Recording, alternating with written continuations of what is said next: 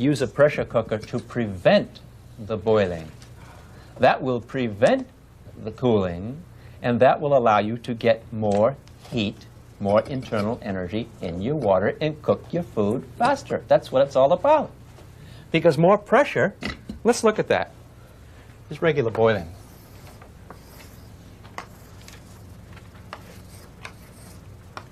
Let's not look at the pressure cooker yet. I won't put the lid on, okay?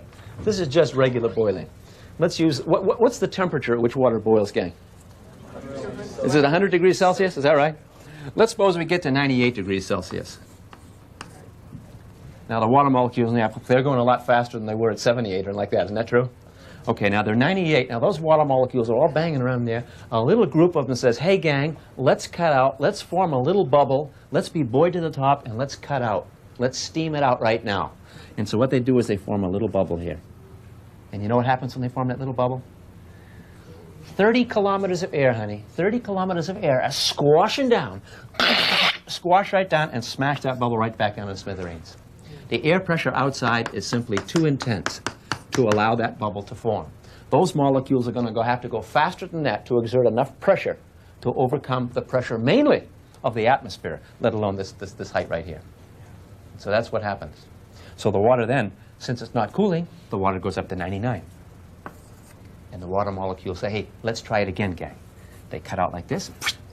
And what happens? Whole atmosphere up above says, no, you don't. Smash. Smash them right back down. What happens? No cooling. The water heats up more. Now the molecules are more energetic, right? Will exert more pressure when they form a bubble, yeah? Now they form a bubble. Atmospheric pressure up above says, oh, no, you don't. Smash. Old bubble says, oh, yes, we do. Squash. Because now the bubbles are pushing out with enough pressure to overcome the atmospheric pressure plus the pressure of the water.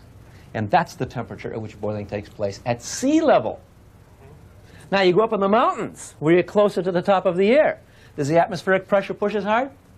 No. So boiling should take place at a higher temperature or a lower temperature? Lower. Does it make sense, a lower temperature? Isn't that neat how physics makes sense like this? See? And if you keep taking the pressure away, pressure away, you'll get boiling at room temperature and below. There's a wonderful, wonderful experiment at the Exploratorium in San Francisco. It's my favorite. And all it is there's a cylinder, plexiglass, so you can see inside, and a vacuum pump. And you squirt a little water in a little cup. And you put the water in the cup at room temperature. You can even put your hand in everything. You close the thing. You throw the switch. Starts to take the air out. It starts to lower the pressure. And guess what the little water in the cup starts to do, gang? Begin with a B. Boil. And people walking by don't know what's going on. And they see the boiling water. And they ask questions like, gee, how are they heating it up? They're not heating it up. But it's boiling. The only time you ever see boiling when someone heating it up, honey, but there's boiling when you don't heat it up, too. There's two things that go on with boiling. What are they? The heat you give and the pressure you exert. And if you change either one, you're going to change the temperature. You're going to change the temperature of the water, yeah? And so what happens is it's boiling, boiling, boiling. Now, here's the neat thing. It continues to boil. The pressure goes down, down, down.